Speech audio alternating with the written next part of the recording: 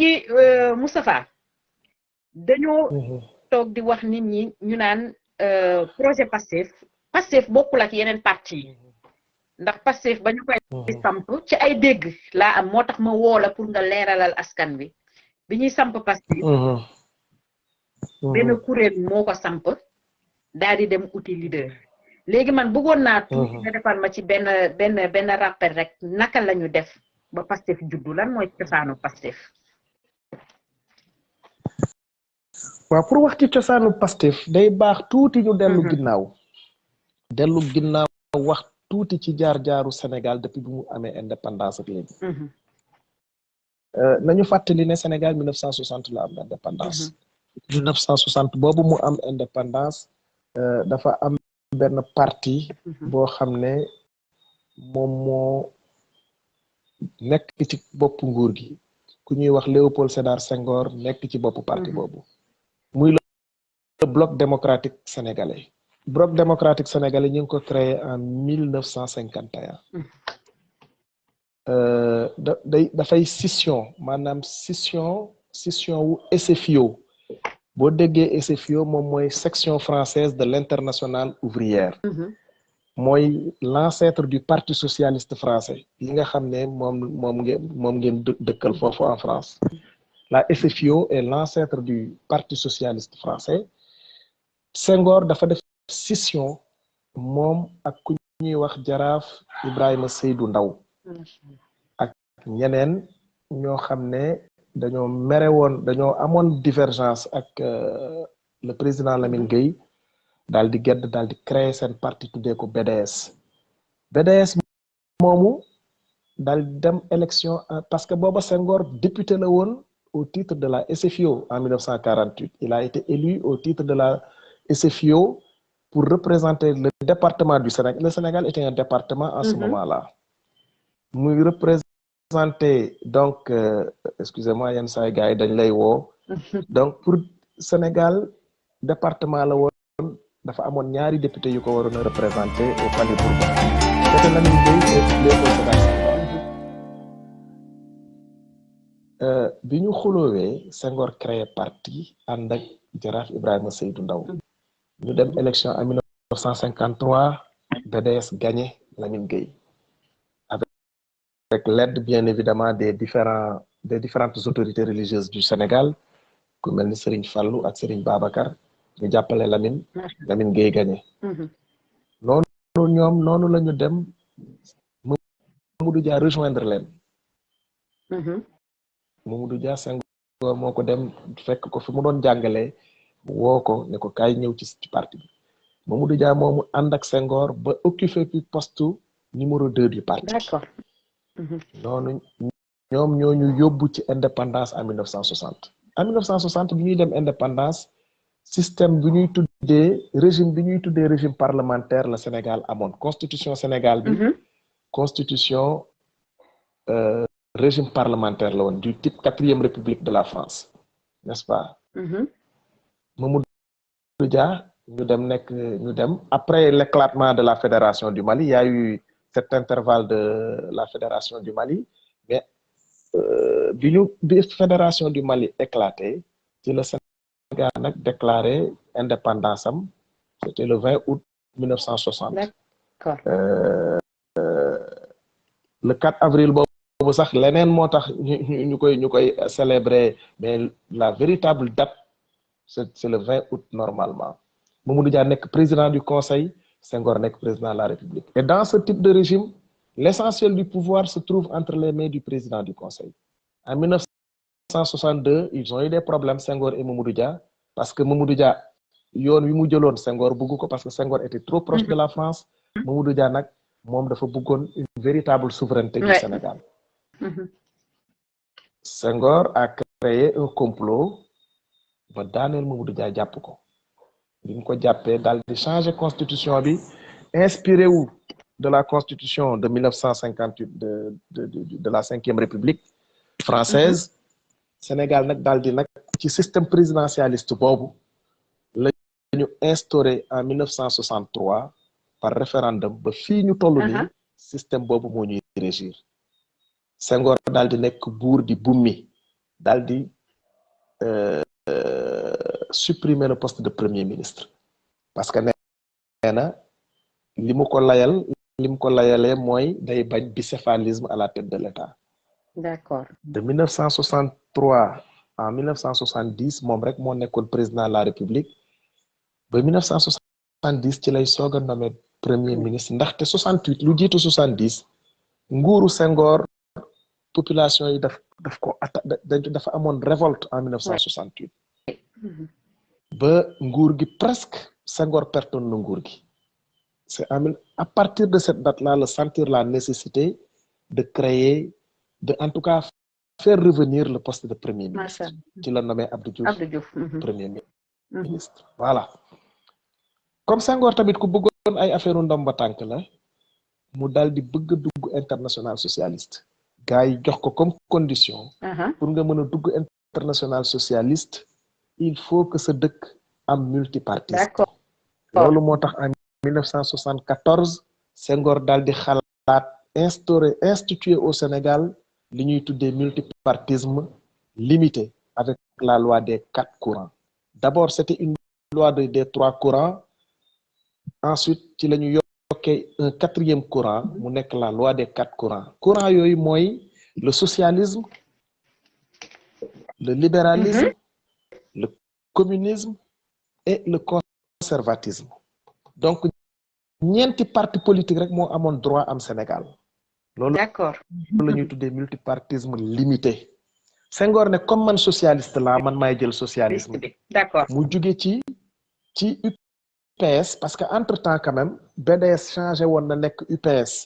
parce que boobu dafa absorbé woon des partis politiques yu mel ni PRA Sénégal ak SFIO parti Lamine Gueye ak ñeneen ñi. Senghor Lamine après dafa mujj rejoindre Senghor nekk président de l'Assemblée nationale. Donc en 74 Senghor ne comme man maay socialiste bi je vais prendre le man maay nekk man sama parti socialiste la nekk. Ci la autorisé Ablaye Wade daal di créer un parti de type libéral tuddee ko PDS. D'accord. Majmout Diop ñi nga xam ne moom moo nekkoon secrétaire général u PA yi te doon fi bëgg indi une révolution armée au Sénégal on le fait revenir parce que dafa demoon exil à Bamako au Mali ñu ñëw ñu jox ko le courant communiste mu décalaat PA yi. Le 4e courant nag benn avocat bu tudd maître Boubacar Gueye moom la ñu ko jox muy le MRS mouvement républicain sénégalais. Noonu la ñu demee élection 78 Senghor gagné Ablaye Wade moom ak Ablaye Wade rek ñoo doon les candidats. En 1980 bi Senghor gagné pour la première fois ñu am à l'Assemblée nationale une opposition dugg fa. PDS am ay député biir Assemblée nationale. Mais en 80 Senghor daal di démissionné. Les raisons de la démission de Senghor ñun ñëpp xam nañ ko c'est que moment boobu il était confronté à des difficultés énormes sur le plan économique. Boobu la tubaab yi daal di instituer li ñuy tuddee plan d'ajustement structurel dans nos pays. Difficultés yi commencé am sécheresse daal di fiy jot a jaar Senghor démissionné en 80 et il se fait remplacer par Abdou Diouf. Au profit en 1981 Abdou Diouf daal di nekk président au profit d'un changement de la constitution parce que dañu changer l'article 80 ne léegi président de la République su amee vacance du pouvoir ce n'est plus le président de l'Assemblée qui le remplace mais c'est le premier ministre qui va le remplacer et il va continuer le mandat du président de la République. Abdou Diouf c'est au profit de cette modification de la constitution ci la nekkee président en 1981 daal di yeggale mandat wu Senghor bi ba 83. Abdou Diouf bi mu ñëwee li mu njëkk a def mooy ne dootul amati limitation du multipartisme intégral moo am ca la waxee woon sa fameuse phrase là jàkka jàngoog ku neex baat nga nodd ku mu neex tonk nga am parti. Donc d'autres partis nag soo ne lu mel ni LD-MPT lu mel ni PIT lu mel ni RND de Cheikh Anta Diop ñu daal di koy reconnaître RND Cheikh Anta Diop sax existé na depuis bien avant ça parce que dañ ko doon bañ a reconnaître ndaxte la loi des courants boobu moo taxoon. Donc andi jëf ñoo ñëpp daal di nag nekk ay parti politique waaw judd en 83 Abdou Diouf gagné waat élection yi de façon extraordinaire dafa changé code électoral ba nga xam ne kenn mënatu ko gagné vraiment ça a été un recul de la démocratie ce code électoral modifié par Abdou Diouf gagné ko 88 aussi mu gagné waat élection yi loolu indi waat remous au Sénégal jamono jooju certainement yaa ngi ciy fàttaliku ay yenn affaire fekk na boobu ñu jóge Caire 86 bi nga xam ne ci la Racine Kane wane woon jalooreem yu rëy yooyu foofu ci Caire ñu ñëw ba 88 alors mu am ay remous ci dëkk bi ndaw yi bañ résultat yi génnoon ci urne yi. maa ngi koy fàttaliku boobu tout tànk laa woon ci la amoon sax jamonoy année blanche ba. waaw balaa ma ngoog année blanche bi boobu mais nag yaa ngi doon seetaan télé nag di xoolaale tuuti équipe nationale ni mu daan demee ci nga doon xoolee Racine Kane noonu n'est-ce pas. boobu tout tànk laa woon. donc en 80 noonu Abdou Diouf nag xam ne nguur gi yànq na mu daal di commencé nag ubbi nag de véritables négociations ci la Ablaye Wade duggee ci gouvernement bi en 1991 daal di négocier un autre code électoral. mais boobu Moustapha boobu ñu ngi am démocratie tuuti parce que le fait que un opposant di dugg ci biir gouvernement bi xam nga loolu tamit loolu tam war nañ ko mën a saluer bokkul ak ci jamono jii nga xam ne ñu ngi ciy dund nii baal ma ci li ma la dog ci jamono jii ñuy dund nii nga xam ne opposant la ñuy bañ a dégg ndax ko lu mu bon Abdou Diouf doon na concerté wu ak l'opposition. mais Abdou Diouf c'est quelqu'un c'est loo ko mën a reprocher aussi di nga ko nangul ne homme d'état la c'est quelqu'un boo xam ne c'est un homme d'état il était quelque peu au-dessus de la mêlée. Tu vois il est différent de celui qui est aujourd'hui au pouvoir nga xam ne moom tudd turu adversaire am sax iñaane na koo def iñaane naa tudd sax turu Ousmane Sonko benn yoon laa ko mës a dégg mu tudd ko c'était en 2019 ci campagne électorale bi accident boobu amee te mu am ay décès ci côté Pastef ci la defee woon déclaration boobu ne maa ngi jaale Ousmane Sonko et cetera mais kenn musu ko dégg mu tudd turam parce que iñaane na tudd sax turu Ousmane Sonko donc noonu ci la Ablaye Wade duggee ci nguur gi li nga wax et puis ça a été une avancée quand même ba ñu am un code consensuel boobu ci la ñu demee élection 1993 il faut reconnaître que ces élections ont été quand même des élections assez transparentes moo tax bariwul woon remous tellement noonu Ablaye Wade les avait contestés mais les gens avaient dit que quand même élections yi xaw na jaar yoon ba 2000 ñu dem ci ay élections yoo xam ne véritablement fekk na peuple bi bëgg changer le peuple avait vraiment besoin de changer. C'était un besoin, oui. Loolu moo indi alternance un besoin c'était fait sentir au sein des populations ci le peuple bi nag dal di réaliser la première alternance démocratique au Sénégal ci la ñu falee Ablaye Wade ci bopp nguur gi muy un tournant décisif dans la marche du Sénégal. Il faut reconnaître que Ablaye Wade bi mu nekk président de la République diir bi mu fi nekk il a fait bouger le pays. Oui. Parce que sur le plan infrastructurel vraiment retard bi Sénégal amoon yépp jot na ci rattraper une bonne partie ndaxte bu dee infrastructure routière infrastructure universitaire infrastructure scolaire infrastructure sanitaire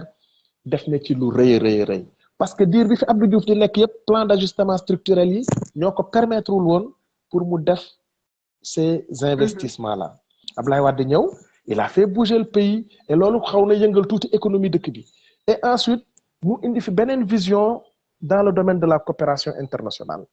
parce que ci la commencé nag ñu commencé diversifier suñu ay partenaires ci nga commencé dégg ne arabes yi ñu ngi fi commencé dugg indien ñu ngi fi commencé dugg chinois yaa ngi fi commencé dugg et cetera loolu xaw a yëngal tuuti dëkk bi quand même mais fondamentalement ça n'avait pas changé la vie des Sénégalais. Structurellement, l'économie n'avait pas bougé. Structurellement, toujours, c'était une agriculture de subsistance. Agriculture, tu as 3 mois rek lay am paysans et 3 mois rek la ñuy liggéey 65% des Sénégalais 3 mois la ñuy liggéey ñuy tëj usines yu bari xale yi amuñu liggéey. Ensuite, les infrastructures scolaires àndul ak un bon recrutement de professeurs, et cetera. ci nga commencé dégg volontaires yi sax c'était avant mais d'autres corps de l'enseignement commencé am niveau bi commencé baisser comme niveau bi continuer di baisser donc les choses n'ont pas beaucoup changé structurellement dans le fond même su fekkente ni ça avait bougé ci noonu la Sénégalais yi jàpp et puis ensuite il am na leneen aussi loo xam ne tax Sénégalais yi doon ko reprocher Ablaye Wade mooy une malgouvernance des deniers publics il y a des gens yoo xam ne avant Ablaye Wade di nekk président de la République ay locataires la ñu woon dañ daan am sax ay arriéré location amoon ay oto yoo xam ne dañ ko daan pousse sax pour mu tàkk ces gens là mais ñoom am na ci ñoo xam ne 8 ans rek la ñu def ci nguur gi après bi ñuy def seen déclaration 8 milliards la ñu déclaré Sénégalais yi gis loolu saax-saaxe bi ñuy saax-saaxe alalu réew ñu ne nag ils ont besoin de notre changement